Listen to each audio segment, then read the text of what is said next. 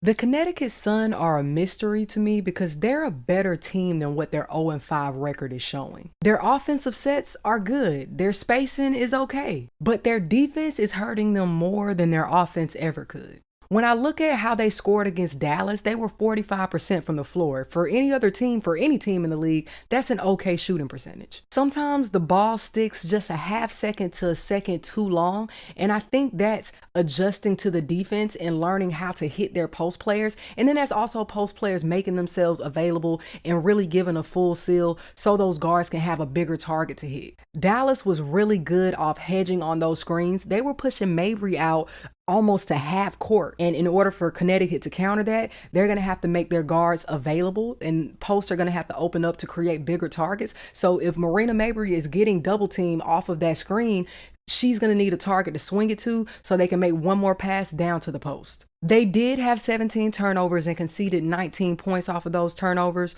but what sticks out to me is that they only collected 27 rebounds as a team. Rebounds are a will and a want to, and to quote Coach Mezian from Oppressor, they're not showing the fire that they need to get over this 0-5 hump. When I look at them defensively, they're closing out the shooters way too slow, or they're not closing out at all. When they hedge over screens, they're not recovering fast enough. Their help side defense is not fast enough, or it's not there.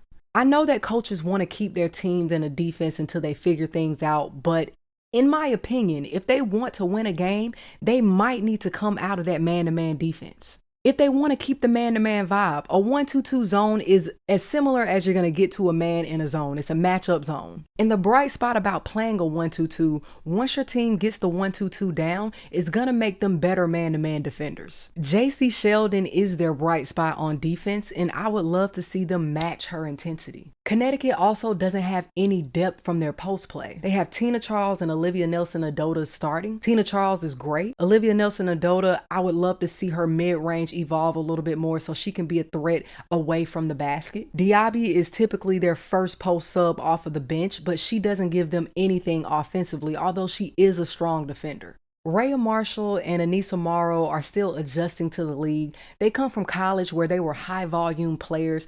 They're going to need playing time to get that rhythm and to build their confidence so they can contribute to the team. Connecticut is right there. They're a young team.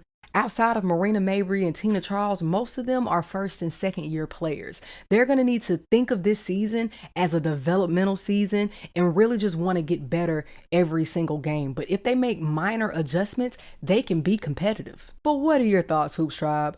How do you feel about Connecticut thus far? Let's talk hoops.